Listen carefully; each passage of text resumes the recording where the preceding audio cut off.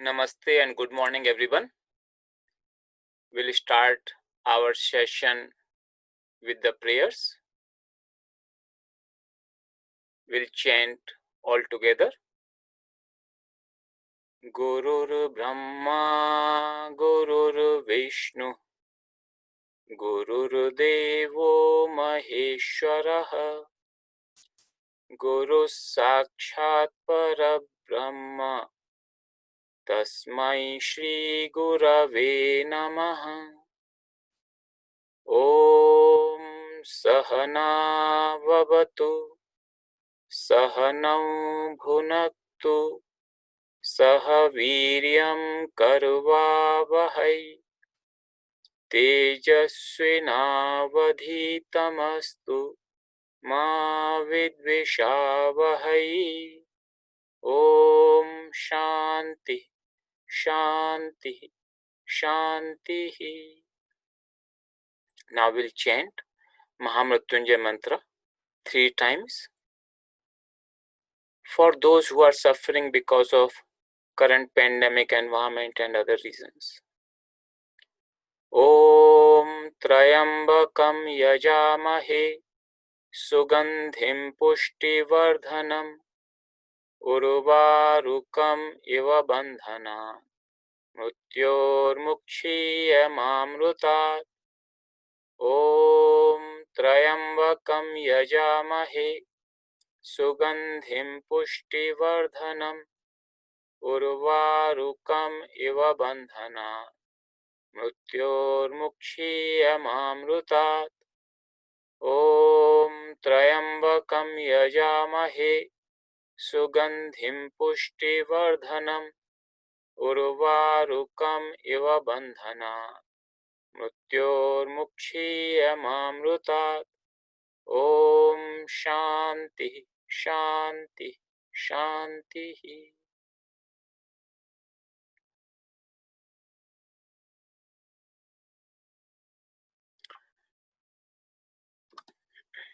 Welcome everyone to this course we are having, that is in-depth study of the scripture. We have chosen Bhagavad-Gita 2nd chapter. So I just want to give you an overview today, and if time permits we'll get to the actual verse. Otherwise we'll start the verse from the next session. So first I want to tell you what this course is about and how did we start this course. So in the month of March and April and part of May, I conducted a Sanskrit course for beginners, online course. And the purpose of that studying Sanskrit was to be able to study scriptures. So we did cover a few verses from scripture in that course. But then I have started now the Sanskrit level 2 course. And the idea was that instead of just taking one-off verses from here and there, if we could have a systematic study of a scripture. And when I say systematic means because the Bhagavad-Gita is written in Sanskrit, to understand the Sanskrit grammatical structure, to arrive at the meaning of the word and therefore the sentence. So with that objective in mind, we have started this course, systematic and in-depth study of a scripture. It is also a part of the level 2 Sanskrit course, but because it is a study of Bhagavad-Gita, which would be of interest to many other people, those who do not want to learn Sanskrit in detail, that's why it is also offered as a general course.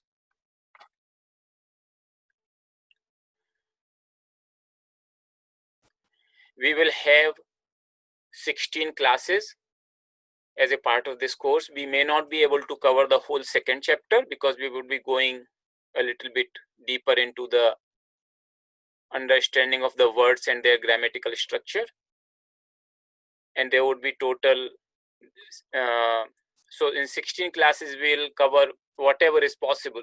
Our objective is not necessarily to somehow complete the second chapter, but to be able to understand each and every verse in depth.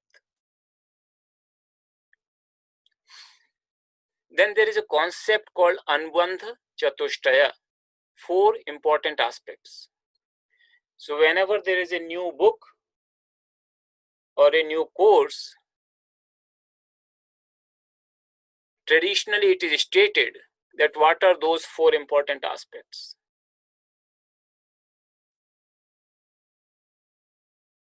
One is Adhikari, who should attend the course, or it is actually generally used for a book traditionally because that's how the work was being published. We are doing right now an online course. So Adhikari is who should attend. So here the one who has an interest in Sanskrit and scripture, learning the scripture in depth, that person is Adhikari.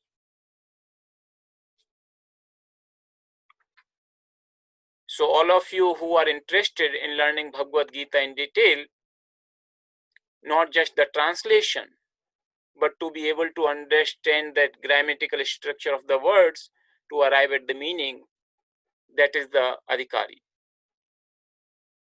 Then Vishaya, subject matter. What is the subject matter?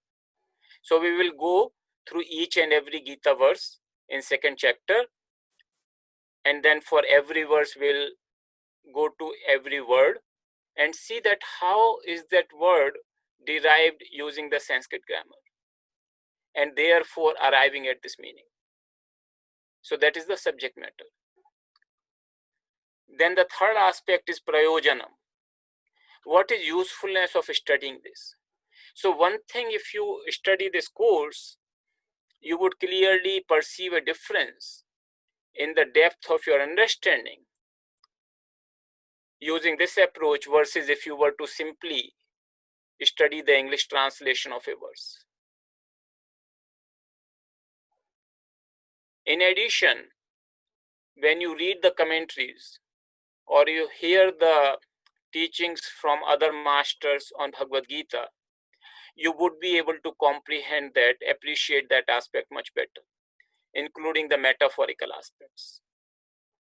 So one example is Sri Guruji. He has given a very long series of Bhagavad-Gita talks. Those will be published shortly, and after studying this way, you would much better enjoy and understand those talks by Sri Guruji on Bhagavad-Gita. Sambandha, how are all these connected? So this is the fourth aspect. So one connection is very clear between the subject matter and the language. Bhagavad-Gita is written in Sanskritam, and if we truly want to understand what does it mean, it clearly makes sense that if we can analyze the words using the Sanskrit grammar, that will give us a clearer understanding.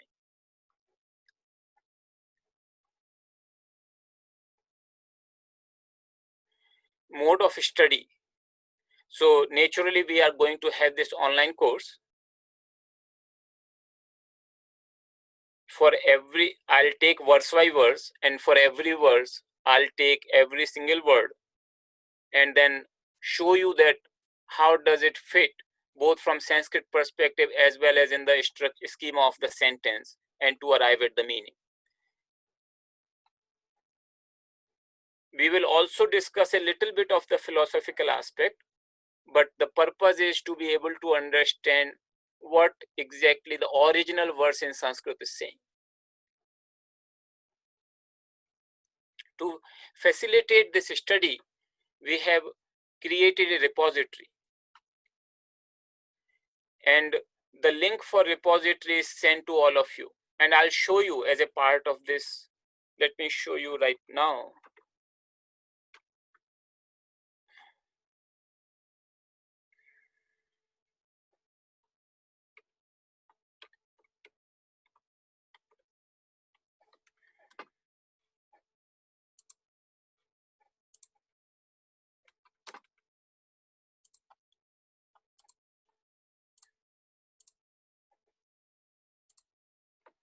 So if you go here and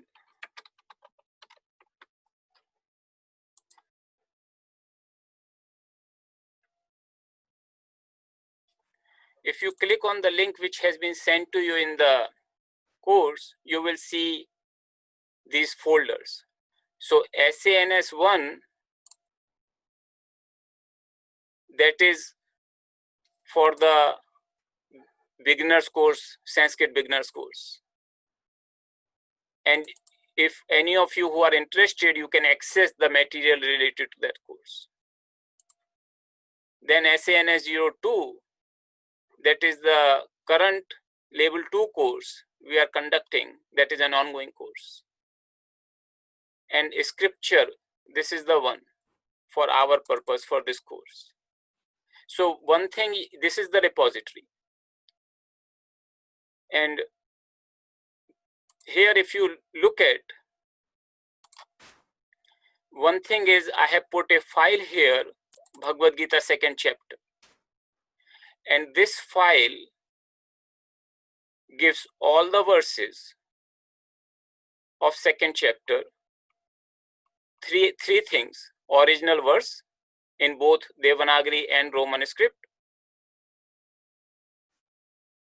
the split words, for every single verse their words are split, and the English translation. So you can download this, would be a very helpful resource for this course. We will also be posting the class videos. So all these class videos, they will be posted for those who might not be able to attend the live course, as well as for those who want to view it again to understand it better. We would be having the class videos posted here, as well as the verse analysis files. So any analysis we do in the class, those files will be posted here. In addition, there is other study material which I have taken from the Sanskrit for Beginners course, and you can look at these files and they would be helpful to you. And I will explain a little bit more about this.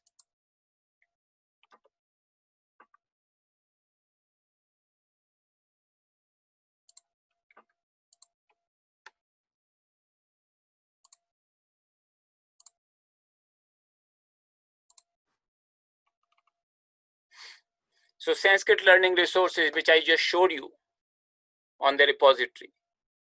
So there are, for those who might be interested, who are not already a part of the Sanskrit course, who might be interested to learn a little bit Sanskrit, we have the full video classes and documents related to Sanskrit course for beginners. So we are studying Bhagavad-Gita. Let us see what is Bhagavad-Gita. So most of you might already be knowing, most of you might already be exposed to a certain extent what is Bhagavad-Gita. It's the foremost scripture of Hindus in India, as well as for many people in the world who adore this scripture. The teachings here are presented in the form of question and answers between a guru and disciple. Guru is here Lord Krishna and disciple is Arjuna. How big is Bhagavad Gita and how it is set? What is the setting in which this scripture is delivered?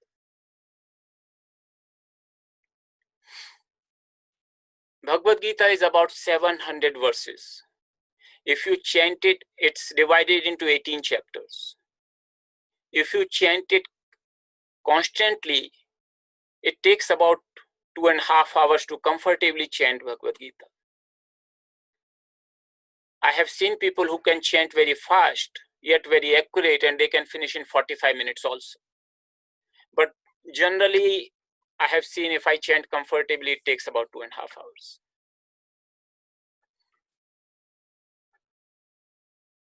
Bhagavad Gita is set in the middle of Mahabharata. Mahabharata is one of the great epics from India. To my knowledge, this is the largest ever poem written ever in any language. Just to give you an idea that how big is this poem, the whole thing is written in the poetry form. This has 100,000 verses, 100,000 verses. And just to give you a little bit more visual idea, this is the translation, just the translation, not the original. Translation of Mahabharatam, and you can see the size of the book. And this is written in pretty small print as well as pretty dense. And there are 4 such volumes. This is just one. There are 4 such volumes, just the English translation. It does not have original verses. So just the English translation of Mahabharata, it is such a huge poem.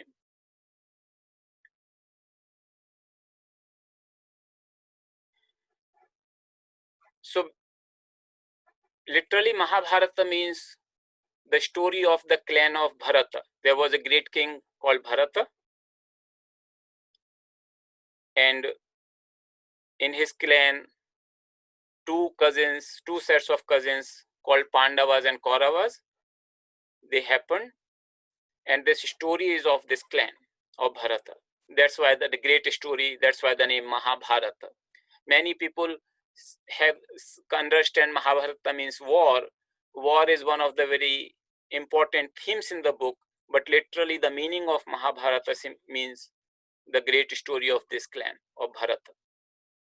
Out of which, in this story though, the war is presented as one of the very central themes, the war between the cousins.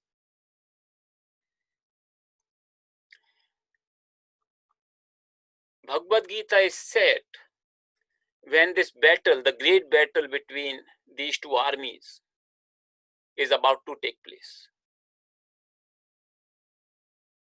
The most prominent general and warrior on Pandava's side, Arjuna, he wanted to see the preparations of the battlefield. And he had his friend as well as his guru and the Lord Krishna as his charioteer. And when he sees, because they are cousins going to war, when he sees on both sides that there are relatives, Arjuna is overcome by compassion and pity. And he says, Krishna, I can't fight this battle. I don't see any point in fighting this battle. Even if we win, it is kind of a loss, because for the very people whom we care, we have to kill them. Who are our relatives, we have to kill them in order to win. So I do not see a good way out of it. And when he goes into deep depression, having these kind of thoughts, and when he realizes that he is not able to overcome his depression by himself, and this is a problem, and this is a problem which is not just situational problem, but it's a problem somewhere deep within, that he doesn't understand some things very clearly. The clarity is missing. Then he surrenders to Lord Krishna and says, look, I surrender to you. You are my guru. Please teach me so that I am able to go across this sorrow. And that's how the teachings start. So a story of Mahabharata which takes you up to Gita, it's a beautiful story. It's a long story, but Guruji has written this book. Many of you might be knowing about it. This Bhagavad-Gita, the entrance to the temple of Gita. And those of you are interested, you can read this book.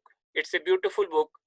It tells the story in fairly, so I'll show you here also on the kriya.org website. Mahabharata, the entrance to the temple of the Gita. It's a beautiful book to tell the story of the Mahabharata from the very beginning, and also it covers the spiritual aspects. So it tells you like the simple story as well as its spiritual significance. So if you are interested to know how Gita is set in Mahabharata, this is a beautiful book.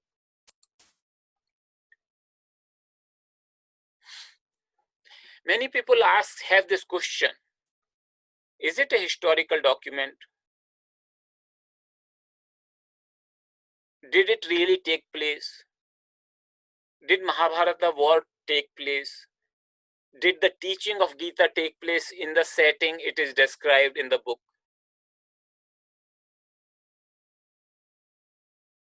The way I answer this question is two things. One, tradition of India believes it's a historical thing. We call it itihasa, which literally means that's how it was. That's the history. Now, when you go by the archaeological evidence and other things, maybe the evidence is not found. But that's how the tradition believes. Second thing is this. About Bhagavad-Gita, it doesn't matter whether it's a historical document or not. We have the teachings at present. When you have a book, somebody must be the author. We consider that author as Lord Krishna. As simple as that. Why this is important? Is it important because it's a historical document? No, that's not the reason why it's important. There are tons of historical documents available in the whole world. They are not important. They are not all important. It is important because it describes the truth at present. If you read Bhagavad Gita and you only are reading history, then it has a very, very limited value. But if it is telling you a truth of your life and that how can you be free from sorrow, that is what is the important part. And that is what makes Gita important. So for us, that's what we'll see when we study second chapter. We see that some of the teachings which are given to Arjuna, we believe it's about 5,000 years ago.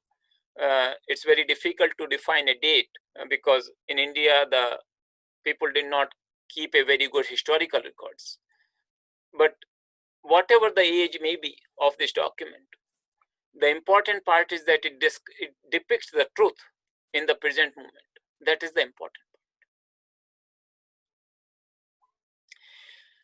part. Because of this importance of Bhagavad Gita, there have been thousands and thousands of commentaries in all the languages. Traditionally, the commentaries were written in Sanskrit in India, and we have quite a good number of those commentaries which are in Sanskrit, some of them written thousands of years ago. The oldest one, which is available in totality, is commentary by Adi Shankaracharya. And then many more commentaries have been written. In the modern times, a lot of commentaries have been written in Hindi, English, and many other languages. In Gita Press, which is one of the important publication house for propagating the teachings of Bhagavad Gita, they have more than 1,400 Bhagavad Gita commentaries in their collection.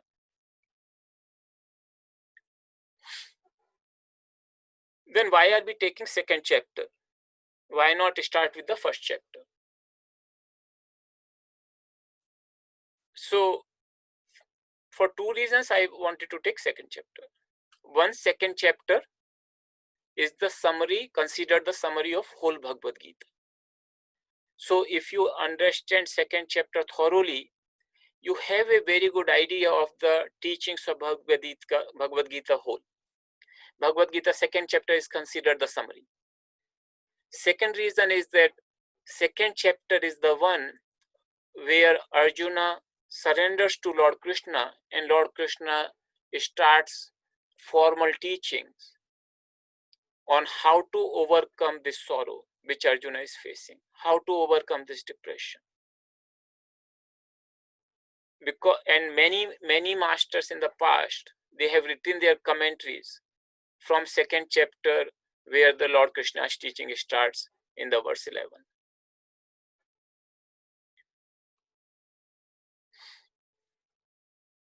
Different ways to study. So there are, of course, many different ways to study Bhagavad Gita. Different emphasis could be there.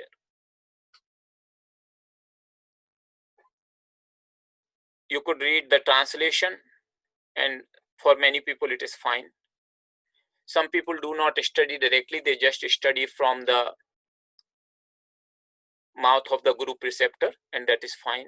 You follow the, sometimes people like just the summary, that just in one, like Sri Ramakrishna used to say, the whole essence of Gita is in one word. If you reverse the word, tagi, it becomes tagi, means renunciation. So you renounce, and that is the essence. Many other masters have said that the surrender to the Lord is the essence of Bhagavad-Gita. So there are different ways. How deep do you want to go? And all of them are valid depending upon the people. We would be going a traditional route, where if you go to the traditional commentaries of Gita, you will find that those commentaries will explain Sanskrit words, and those which are difficult, they will describe the whole grammatical analysis of those Sanskrit words. So because Bhagavad Gita is in Sanskrit, and Sanskrit we would be studying accordingly, it's important for us to, I'll give you a little bit of an overview of Sanskrit as a language. Also, my idea is that if any of you find it interesting enough, maybe you may be motivated to learn Sanskrit, and we have the material available in the repository as I showed you.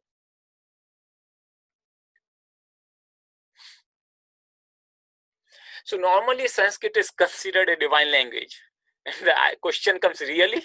What is divine? Is it a divine language? What does it mean it's a divine language? It's a language. Whether it's a divine language or not, it may be a matter of belief. But it is a uniquely special language. And that is a matter of understanding. And that's what I want to present to you. It's a very scientific language. And I'll present you some amazing facts about Sanskrit. What does it mean that I say scientific language? So one very interesting fact about Sanskrit is that it's a free word order language. That means words can be arranged in any order in a sentence, and meaning does not change. In English, if I say a simple sentence, Mike goes to school. Mike goes to the school, and if I change the word order, the sentence would become either meaningless or its meaning will completely change. Not so in Sanskrit.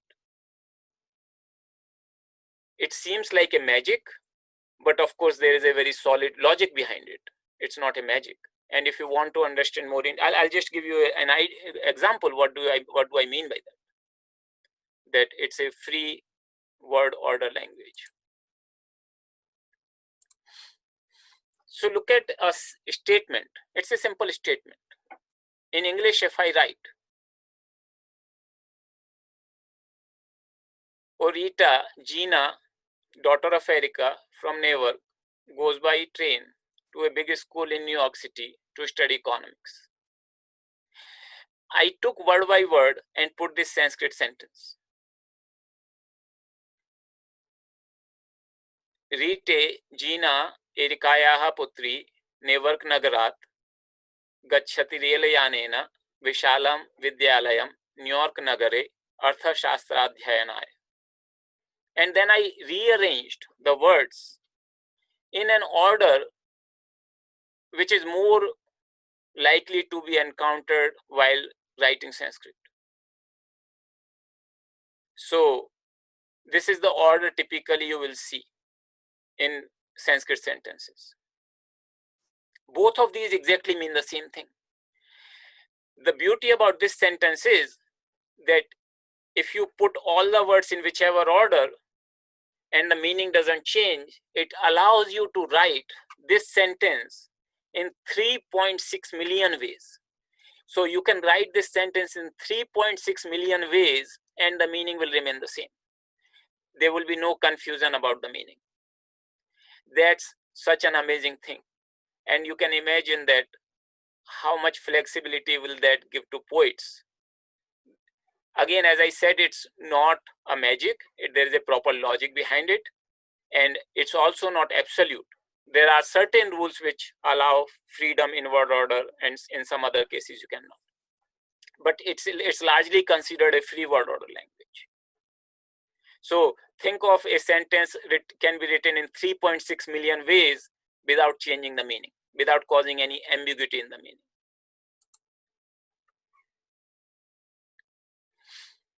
Then some scientific research has taken place in Sanskrit, and they have found that it uses both halves of the brain. What it means is that our brain, many of you might be knowing, it consists of two halves, left half and right half, two hemispheres, they say. And left part controls the right part of the body, right part controls the left part of the body. The language typically is the domain of the right half of the brain. And analysis, logic, mathematics, those are the domain of the left brain. Sanskrit is an extremely analytical language, and at the same time, it's a very poetic language also.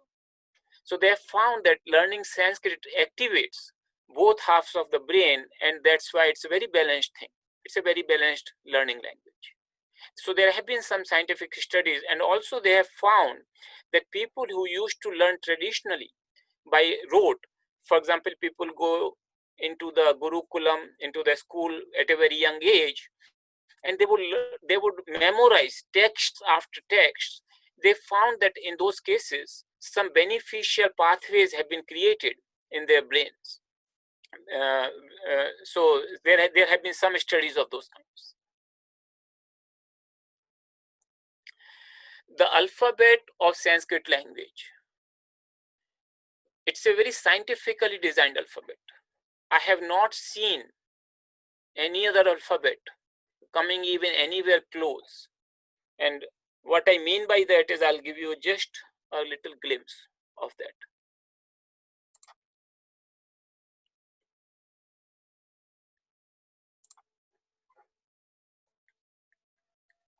So first of all, alphabet is simply written vowels separate, first vowels and then consonants. Unlike in English where vowels and consonants are mixed, in Sanskrit alphabet, they are written separately. So first all the vowels are enumerated and then all the consonants. Secondly,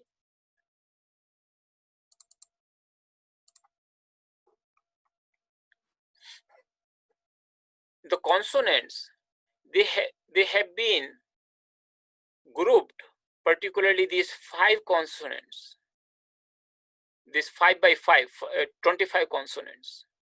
They have been grouped in a manner that place of pronunciation. So first row, ka, kha, ga, gha, ng, they are the ones which are pronounced from the throat. Then next row is pronounced from the lower palate, then upper palate, then teeth, and then lips. So this place of pronunciation and also the way one after another they come telling you that whether it's aspirated sound, unaspirated sound, soft sound, hard sound, nasal sound, semi-vowels, they all have been arranged so amazingly that, as I told you, I have not come across any alphabet, and there are many more criteria how this alphabet is arranged. One could study just the arrangement of alphabet, the different aspects of arrangements in quite good detail, and there are books for that. What it does is that even for a person who has no familiarity with Sanskrit alphabet, if you follow this scientific method of place of pronunciation and whether it's aspirated or soft or hard, you can learn how to pronounce a letter in Sanskrit alphabet. And that is the amazing part, that one can learn even if one has no previous exposure to it. In the repository I had shown,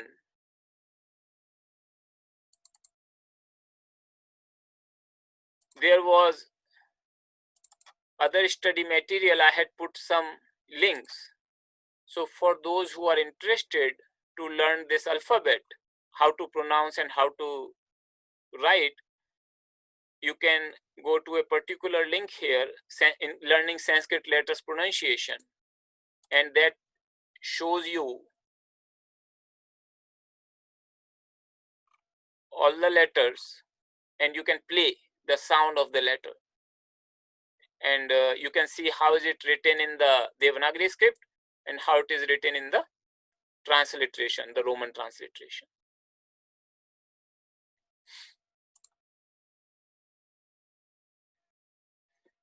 It's a perfectly phonetic language. The way it is written, the way it is spoken, no exceptions.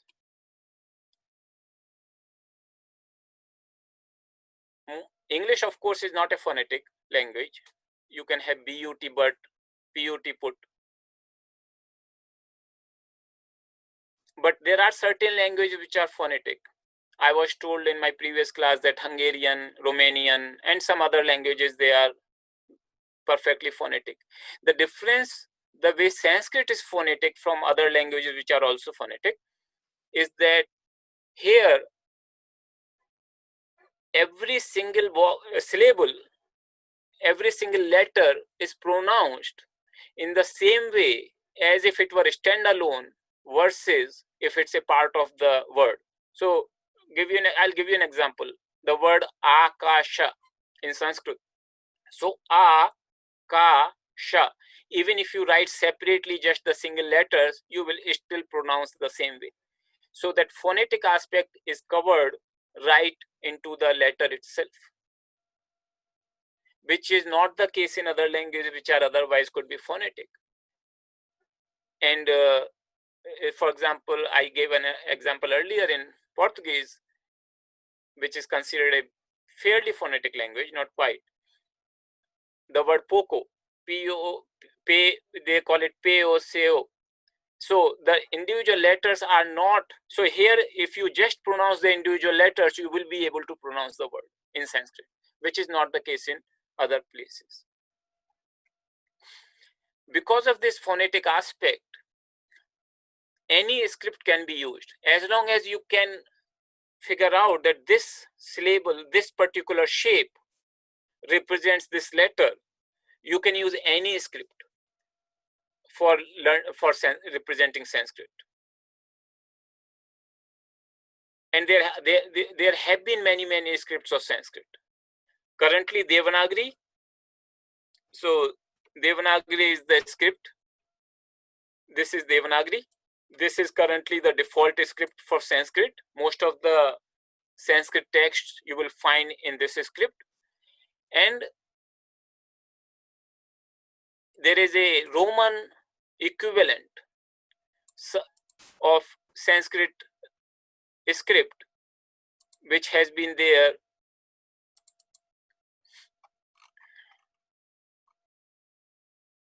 and that is called IAST or transliteration, International Alphabet for Sanskrit Transliteration.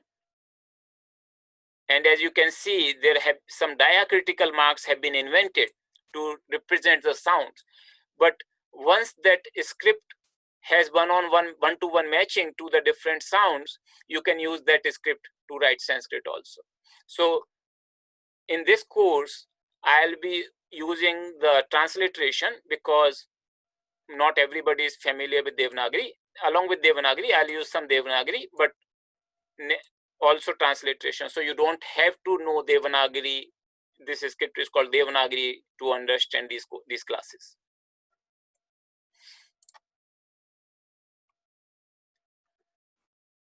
Sanskrit has a perfect etymology.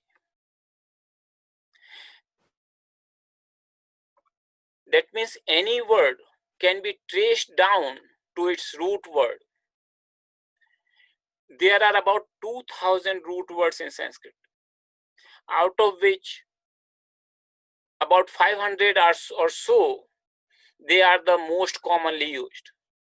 Like 95+% of the Sanskrit words, or even greater, like 99%, would have only those 500 roots. And you can take any word, however long, however complex it may be, and you can drill down to which root it has come from. And with a very well-defined set of rules that how a root can give rise to a particular word.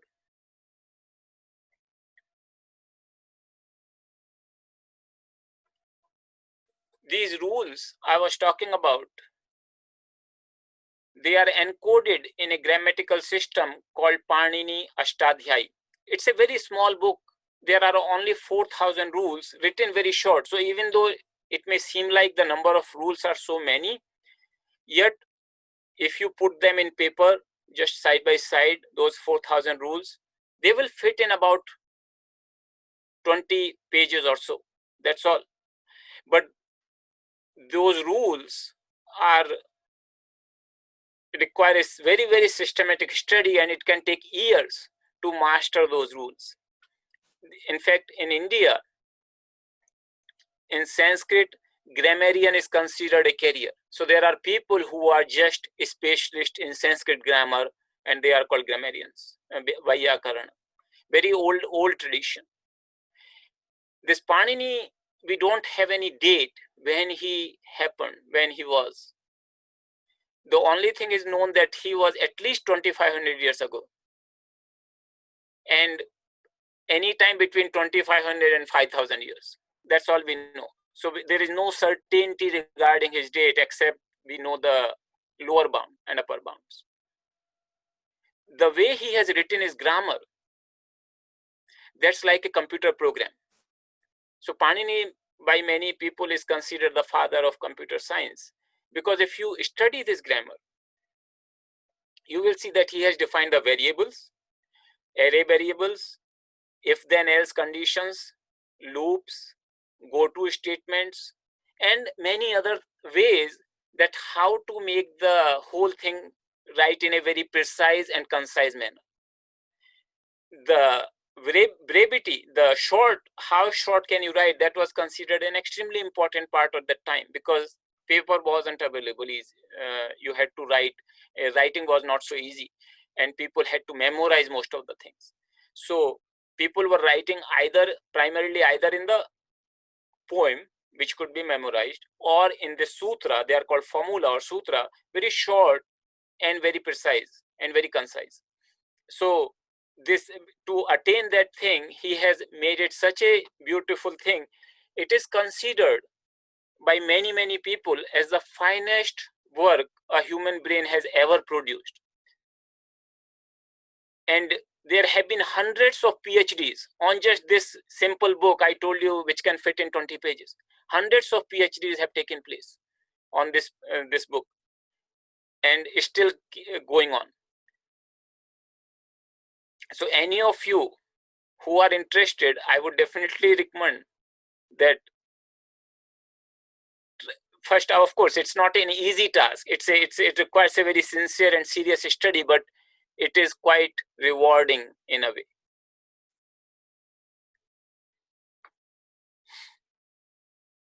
Sanskrit is most rule-based yet most flexible.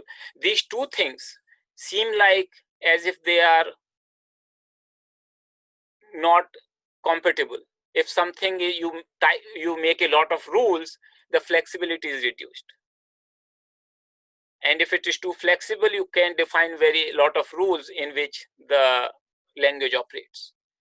Somehow Sanskrit has attained both of them quite marvelously. So rule-based, I told you, there is Panini grammar, there is only 2,000 root words, and out of that, just 500 are very common. And these 4,000 rules, every single word in Sanskrit, millions of them, they are derived by the operation of these 4,000 rules on these 500 root words. That's all. So if somebody understands these rules and these 500 root words, they really don't even need dictionary. They can understand millions of the words because I told you it's a perfect etymology. So if you will become like having a dictionary in your brain. And yet it is most flexible. And I'll just show you an example of how flexible Sanskrit could be, which no language can match.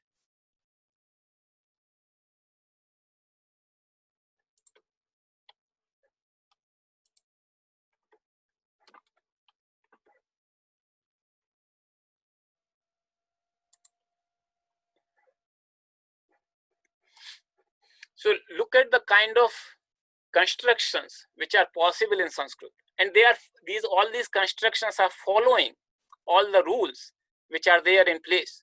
And there literally are lot of rules. So I'll just increase the size so that you can see a little bit clearly. These are all written in the poem, and there are rules for the poem also. So here a person has taken, this is from a great poet called Magha. He has written a work. These samples are from that. So look at how he has taken just one consonant in one row, and then another consonant in another row, third one, third row, fourth one, fourth row. That's all. And it is not only following all the rules, it is actually making a sense. It's not like a senseless statement. And it's also a part of the great poem which he has written. So it has to go into the flow of that poem also. And then he has reduced to just two consonants in another verse. So Bha and Ra. And he has created the whole verse just with that. Then even further, he has taken just one consonant, Da, and created the whole verse from that consonant. This kind of flexibility is not available in any language. And this is not my opinion. This is the observation of many great linguists, that no ancient or modern language has this kind of flexibility that you can take one consonant and create a whole verse just using one consonant, and has that verse following all the rules of the grammar, all the rules of the meter, and having a sense and meaning which is fit into the overall poem. So it seems, so these are the amazing part of Sanskrit, that it is very rule based and yet it's quite flexible. And given all the possibilities of millions of words in Sanskrit, literally there are only three types of words which are possible, which are in Sanskrit, which are possible in Sanskrit. Just three categories of words. And I'll show you that the three types of words are nominals, they are declined. The nouns, pronouns, and adjectives, these are called nominals. Verbs, they are conjugated. And indeclinables, they do not undergo any change of the form in conjugation or declension. Just three types of words are there. And the way they are and some people categorize them even further down to two, considering that indeclinables are a subset of nominals. The difference between these is this. So nominals is something like Rama. So Ramaha, Ramau, Ramaha. So these are called the declension tables, and the words which follow these declension tables, they are all nominals. And they are very similar declension tables for all the nominal words. And a sentence will consist of a word from one of these tables. Similarly, for the verb, there is a different set of table. This is 3 by 3. like gum, to go, this is a verb, and this is the kind of table. So a word will come. So whether a word is following the previous table or this table or no table at all, this is primarily the reason, the three categories of the words. The number of manuscripts in Sanskrit.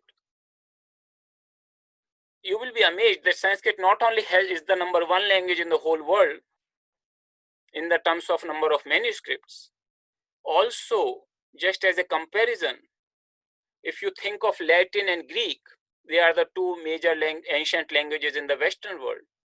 The number of manuscripts in Sanskrit are more than 100 times than Latin and Greek manuscripts put together. And that shows a tradition which is not on very, very ancient, a tradition which is still continuous, and a tradition where learning was given an utmost importance. And these manuscripts have survived despite the onslaught of many foreign invaders who purposely went about destroying a lot of universities, schools, and libraries. Sanskrit, people ask whether it's a living language. Normally, it's considered a frozen living language because Panini grammar set the rules and Sanskrit became sort of frozen in time. But it's a living language that people still can speak, and there are thousands and thousands of people in India who are very fluent in Sanskrit, and they have as much command over Sanskrit as generally one would have a command over a mother tongue. So just to give you a glimpse of what because we would be using Sanskrit grammatical analysis, I just wanted to give you a glimpse of what Sanskrit looks like. And as I showed you earlier, that if you are interested, we have the resources. You could go to those resources and learn some Sanskrit for yourself. So here is the course, which has all the videos, class notes, exercises, and other study materials. It is available on the same link. So in this class, when we do our verses, I want to show you how will we do the verses. So there is a sample here of Gita, verse number, first verse, first chapter. We will be doing the second, but because I did it once, I just wanted to show you. So the verse will be written, then in the transliteration, we will go for each and every word. We will see what type of the word it is. If it's a nominal, I showed you that table. In the table, where does it fit? Like which case and which number, which gender, what is the base, what is the meaning? And then for a verb kind of word, what is the tense, what is the person, what is the number, what is the root, what is the meaning? And then finally, with all this, we will arrive at the English translation. So this is what our approach would be. The classes will typically be for 45 minutes to 50 minutes, and then last 10 to 15 minutes I'll keep for question and answer. So it will be interactive. You can keep sending your questions and I'll answer them towards the end of the class using the chat window. So that will be our modus operandi. So today's session was more of an introduction, and from tomorrow we will be going to the actual example. So if you have any questions, you can ask.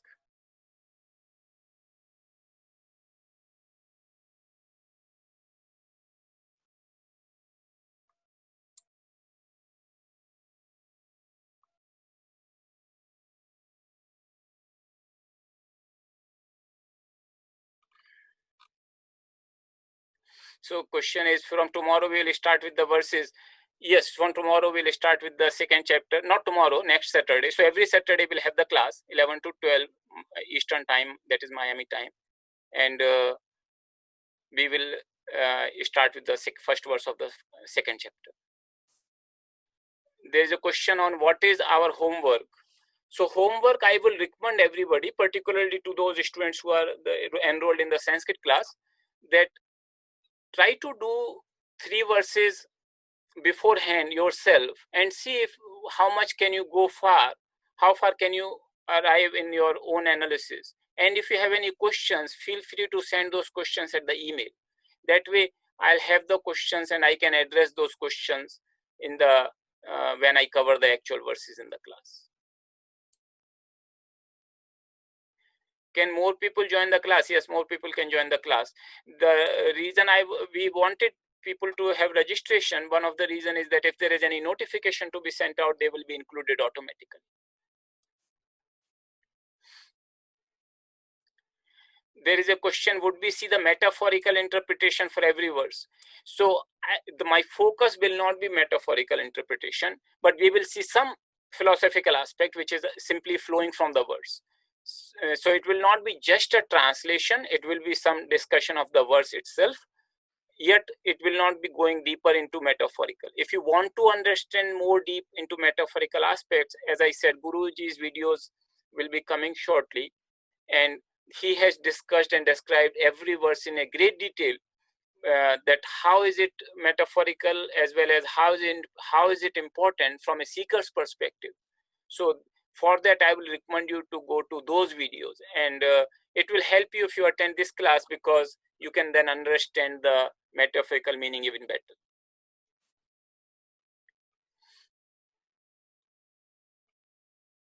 There is a question, can we access the recordings of these classes to share with the others? Yes, you can.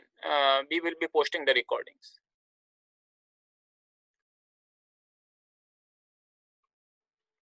There is a question, I am new to access this material, do I need to create account? I don't think you need to create an account. If at all, you might need a simple Google account because it's on G Drive. But from our perspective, you don't need to create an account.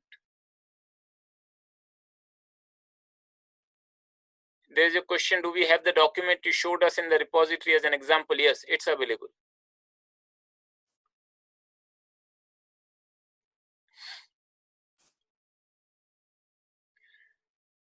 There is a question, besides Guruji's, do you recommend any other interpretation of Gita? As I said, there are thousands of commentaries. It's really difficult to have one recommendation. So I do not know, and then from which aspects, like some commentators have highlighted certain aspects, some others different aspects. So it's a little bit difficult thing.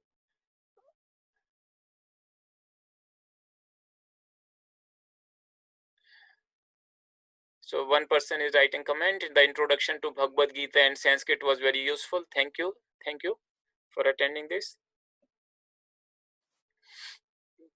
But the question is, but we will derive the English translation of each verse studied, right? Yes, of course. We will be studying the every word, its translation, as well as a little bit of a philosophical implications of that verse. So it is study of Gita. It's not so much study of Sanskrit, but Sanskrit is the language in which Gita is written. That's why we will study to understand really what it means. We study through Sanskrit grammar Gita. That's the purpose.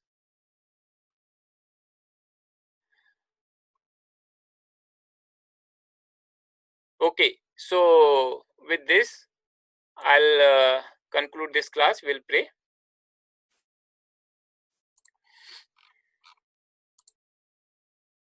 And I will recommend you that please attend all the classes because they will be building on each other. So it will help if you are continuously present.